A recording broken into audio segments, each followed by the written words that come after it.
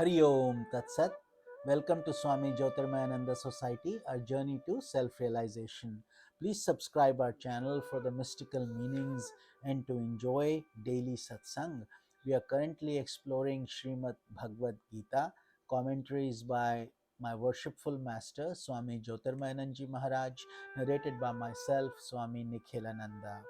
Today we are starting chapter number 14 of Srimad Bhagavad Gita, also known as Gunatraya Vibhag Yoga, the yoga of the division of the three gunas. So the teachings of the previous chapter, Kshetra Kshetragya Vibhag Yoga, meaning the field and the knower of the field, are further elaborated in this chapter, Gunatraya Vibhag Yoga, the yoga of the division of the three gunas. There are three modes of Prakriti or nature: Sattva, Rajas, and Tamas. Sattva being purity, Rajas activity, and Tamas inertia. The task before a yogi is to overcome Rajas and Tamas by developing Sattva in his personality. Finally, he must transcend Sattva as well and thus become free from Prakriti and its gunas, the modes of nature. He is then known as Tri Gunatita, one who has transcended the gunas. So let us begin the chapter with shloka number 1. Shri Bhagavan Uvacha Param Bhuyah Pravakshyami Jnananam Jnanamuttamam Yagyatva Munayah Sarve Param Siddhi Mito Gatah. Lord Krishna said, I shall again describe to you that supreme wisdom, which is the best wisdom of all, knowing which all sages attain the highest perfection, being liberated from this world process. So, this is why Gita is such a profound scripture, because it cuts through all the minutiae and details or confusing items and brings us straight to the point that this human embodiment is meant for liberation, for securing our termination of the cycles of birth and death. That is the purpose, and therefore it guides us exclusively in that direction, in that path. So, Shloka 2, इदं ज्ञानमुपाश्रित्य मम धार साधर्म्यमागताः सर्गे अपि नोपजायन्ते प्रलये न व्यथन्ति च.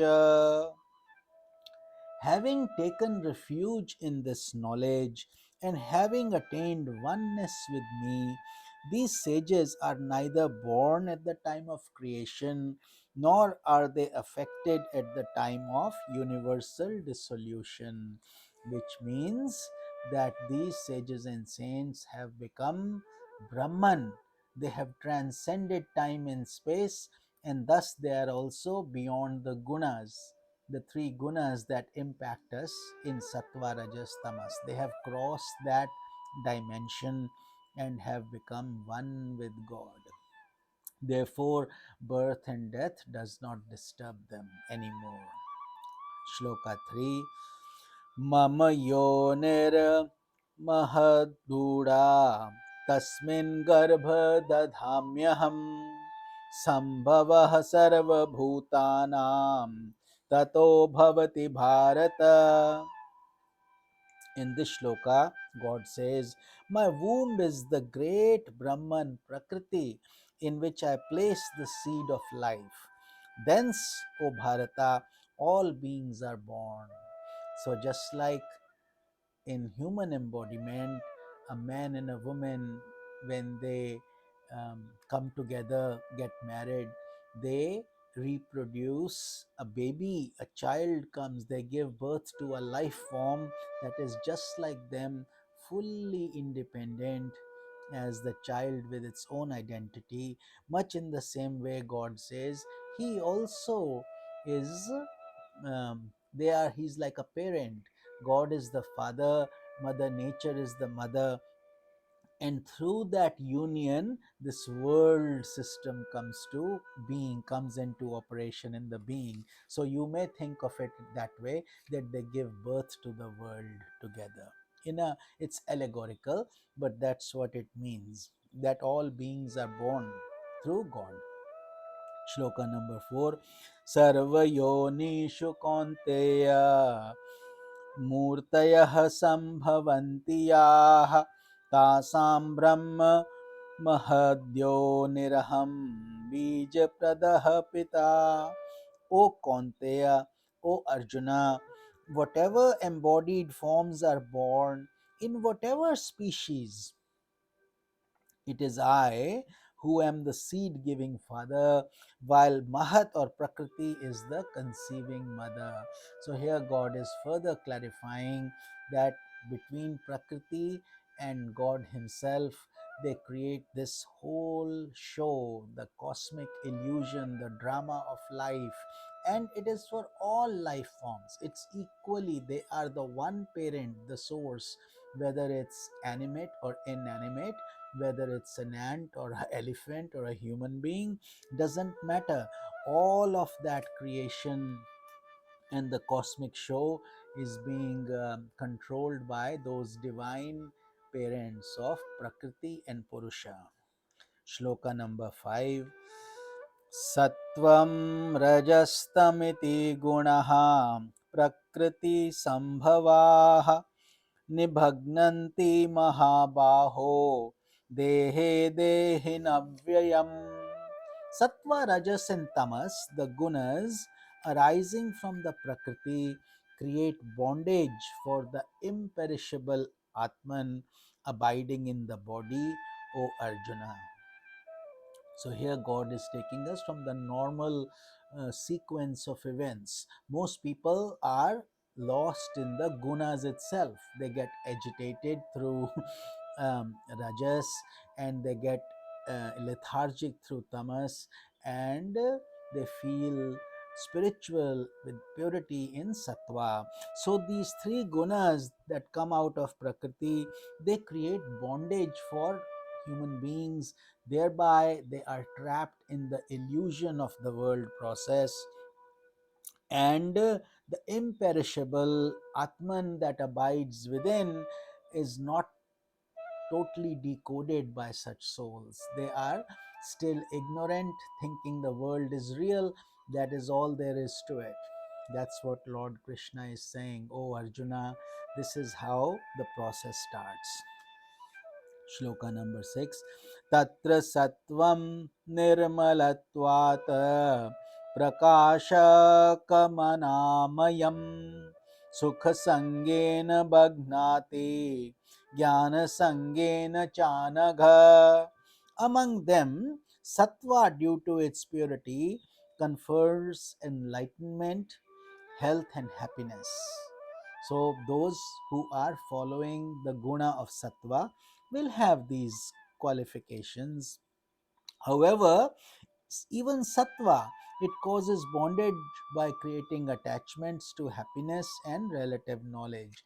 O sinless Arjuna, although sattva is a good quality, it is encouraged, and eventually it helps us to transcend the cycle of the gunas.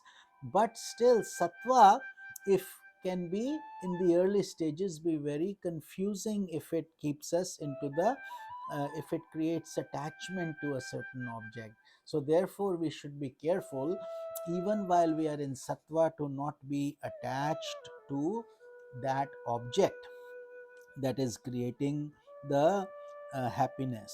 So that is very important to understand. Although sattva is overall, it's very good, but if it creates bondage, then it's not good. Moving on to shloka number 7. Rajo ragatmakam vidhi trishna sanga samudbhavam tannibaghnati konteya karma sangena dehinam. O Konteya, O Arjuna, Rajas is of the nature of passion, the source of craving and attachment. It causes bondage for the embodied by creating attachments to action.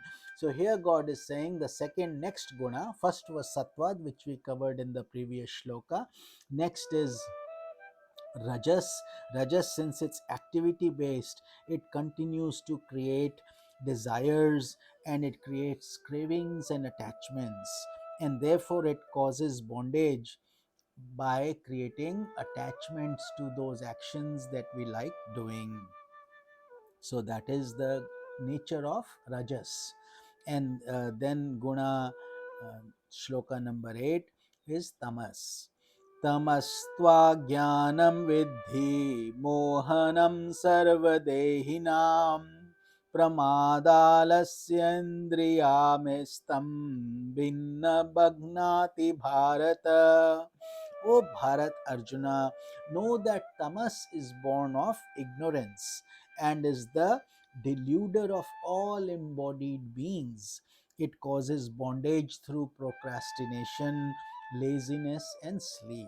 See how God is explaining each guna or each attribute through which men, most of the human beings, they get bonded by the world process and they get entangled in the meshes.